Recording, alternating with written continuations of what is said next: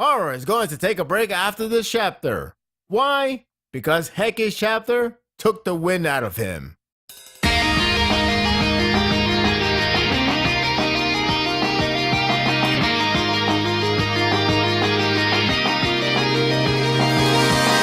Heki, the greatest man on earth, has slain the king. He is the true hero that everyone needs. Hoken must be screaming from afar after feeling the amazing aura of Heki. That should have happened, really. It would have been great. I like that small comedy from Reddit. Alright, joking aside, the battle at Ryouyou is at its end. The last chapter was outstanding, and what better way to follow up than a gratification end that this chapter delivered. The chapter starts off with a different angle shot of Heki's marvelous swing to kill Ryouyou King in all of his glory. It's perhaps the best previously on segment ever. The reaction from bystanders are always priceless to watch, let alone a silent moment atmosphere. Everyone erupts with cheers for Heki. Love it when this series transitions to it. To think, Heki really did it. But only in Kingdom, my friend.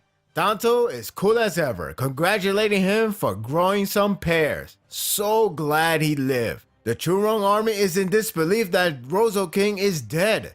If it was fantasy, he might pop back up with a new eyeball. But since it's not, he's good as dead. Heki doesn't react to the loud cheer and instead double check Ryouyou's body.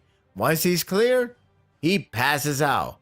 Honestly, I thought Hara killed him off because reasons. That would have been cheap. Anyway, it's clear that he was moving partially subconsciously. He looked like he was legit dying after that one hit, so it's crazy how he got back up. It's not Hoken we're talking about, you know. The funny part is the reaction from afar.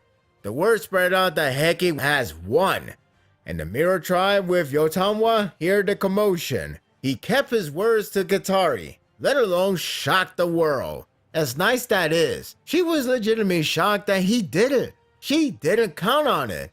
That's sad, yet pretty funny. She's still great.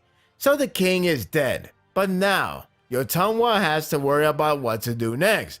No, not that one. Heki can wait. The Churong has no king, so what they would do now?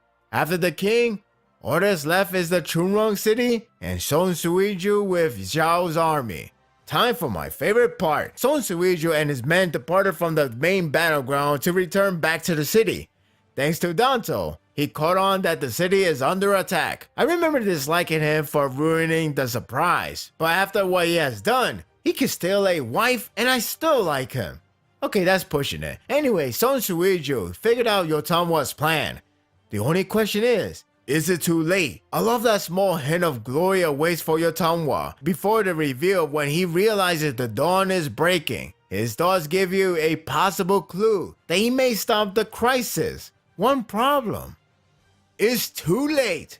The Churong city has been dominated. Game over. The satisfaction is rich. Looking at Son Suiju's priceless face is sweet. All it was missing was tears, or that cockiness just died out. The sun is not completely out in the sky, and already Zhao and the Churong is getting nothing but L's or losses. I'm still trying to follow the lingo. I loved how the in-show tribe stand outside, dare anyone to bring it on. Also love that old man Empo calling Zhao's nitwit for taking too long. I'll say it again, the mountain tribes are awesome. Son Suiju now understands Yotanwa's plan completely. She sent out a large portion of her men out to the city while having the leftovers to protect her and fight. That's why there are a lot more men at the city than at the battlefield. It only tells me that Yotanwa is just brilliant. Sheer brilliant. Not only the city was dominated, but there's little to no chance, and I'm being generous to say little, for Zhao to reclaim. Then again, the Churong army returns, giving Zhao a small hope. Right? The arrival leaves a feeling of another battle awaits. Then the plot twist happens. They're coming home alright, but they have a new leader, the Lord of Death, Yotanwa. You want to talk about that meme, the top 10 enemy betrayal? Look no further than this moment. I know it's not anime, but screw it. The point is, she leads the Chunrong now. Holy crap, that payoff is grander than I thought. The crazy part is, I should have thought of this. I let that guy from Chunrong army to explain. The discussion between that man, who I believe was Ryouyou King's right-hand man, but I could be wrong, and Son Ryouyou is so rewarding. You can tell Son Ryouyou was so pissed throughout the argument. I like he does point out all the reasons to continue to fight, including knowing Yotanwa's men won't harm their families. It leaves no room for any better idea. No matter how many different options he suggests, the man counters them with a valid reason. The breaking point is despite all the opportunity to continue to fight, he and the Chunrong decide to pact with Yotanwa. Why? To live not under tyranny, but as comrades. This is perfect. It makes so much sense on why the series emphasized on Yotanwa's nobility and Ryouyou King's tyranny throughout the war. It was for this ultimate game changer. I was so hell-bent on the Chunrong to be wiped out by Yotanwa because of the arrogant tyrants. But that's just it. It's because of them. When you only consider the citizens and warriors, they're no different from everyone else. They're only handled differently. Perhaps the direction would have been obvious if the writing shoved down the idea of the Chunrong having a better leader. Instead, you have to trace it yourself to understand why this moment is not only brilliant, but logical. I have heard some criticism about the battle at Ryouyou being long, and while I respect that, I believe the payoff is tremendous. It didn't just grant a victory for Chin, it granted a new beginning for many. Not to mention, this is going to heavily affect the morale for Shin and everyone else. I can't wait until they learn who killed the Ryouyou King. It should be glorious. The Chunrong learn a lot through the battle. They know how it feels to be under one banner. In short, Son Ryouyou has lost.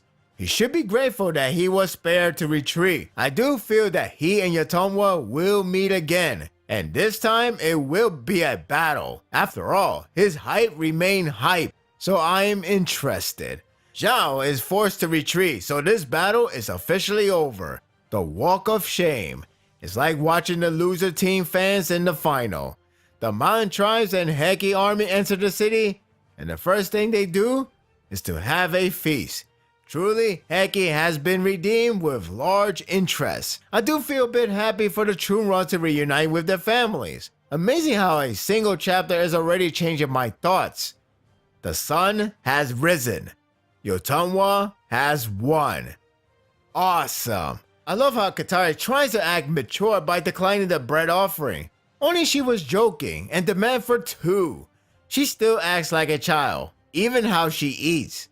That's good in my opinion. Yotanwa hasn't completely opened up to the Chunrong just yet. It's going to be a slow burn as expected. It's the most logical approach. At last, the greatest man on earth finally wakes up from slumber, though he's still pretty banged up. It won't stop him from meeting the goddess. The two meet, and then the worst thing happens. It ends. To add salt to the wound, is on a break. Why have you forsaken Hara? This was a gratifying chapter that ultimately paid off the long battle with some expected and unexpected results. There's no action, but the presentation of rewarding atmosphere is stellar. Yotanwa's nature was the key to the outcome, and it couldn't handle any better. The reaction from other battlefields should be gold. I don't know what's next for Son Ryouyou, but I'm still interested in his character. As for the ending, it would appear that a war is in order. I hope it doesn't change to the other field before we learn what happens with Heki. I'm seriously curious. So, enjoy the break, because Heki will evolve next time. And that will do it for the review. I hope you enjoyed this one. I know a lot of people wants to go back to Hishin unit and everything, and I'm really wanted to see them too. But first, I think we should get the real conclusion of this battle. I mean, Heki has finally woke up, and Yotanwa seems like she's ready to give him the reward. I can't say it's what you think it is, but you never know. The reward must be grand. What do you think is gonna happen in the next chapter? Will we skip this and just go straight to Hisha and Yuna? Will we get to see what reward Heki will earn? Share your thoughts in the comment section. If you like this and want more of this, subscribe to my channel and my world will be yours to stay. Until next time, take care.